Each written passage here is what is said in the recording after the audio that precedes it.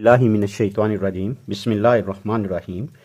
Dear students, अस्सलाम वालेकुम वरहमतुल्लाह। Topic चल रहा है अरिथमेटिक मीन का और हम इसका क्वेश्चन नंबर 2 डिस्कस कर रहे हैं। एक्सरसाइज है 6.3 फर्स्ट ईयर के मैथमेटिक्स में। तो क्वेश्चन कुछ इस तरह से है कि 5,8 ये दो अरिथमेटिक मीन्स हैं बिटवीन ए एंड बी। ए और बी कोई दो नंबर होंगे।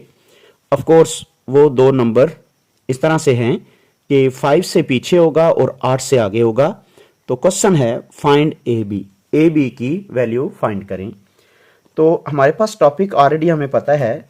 हम लिखेंगे if 5,8 are arithmetic means between A and B, then इसी से ही हम आगे चलेंगे। देन तो फिर क्या होगा, यूं लिखा जाएगा जी, शुरू में समाल ए, फिर 5 और फिर 8 और फिर बी लिखा जाएगा। This will be AP। तो ये एक अरिथमेटिक प्रोग्रेशन बनेगी। कब? जब शुरू में ए लिख दिया जाए और आखिर पे बी लिख दिया जाए और दरमियान में ये नंबर मौजूद हों। चूंकि मीन्स पोजीशन पर है, मीन्स का मतलब वस्त यानी दरमियान में। तो यहां से ए और बी की कीमत निकालनी है। तो देखें, कोई मुश्किल नहीं है, बहुत आसान है। हम लिखेंगे यहां पर ये पहली रकम है, ये दूसरी है, ये तीसरी रकम है, ये चौथी रकम है। तो यहां से हम ये बात लिखेंगे कि डिफरेंस इनका सेम होगा, यानी 5 माइनस ए ये बराबर होगा 8 माइनस 5, ये बराबर होगा b माइनस 8। तो जब ये डिफरेंस सेम होगा तो इसका मतलब ये हुआ कि 5 माइनस ए इक्वल्स टू हो गया जी 3 और b माइनस 8 ये भी इक्वल टू हो गया 3 मतलब ये वाली वैल्यू। तो यहां से a की वैल्यू निकल आएगी 5 minus 3 is equal to a।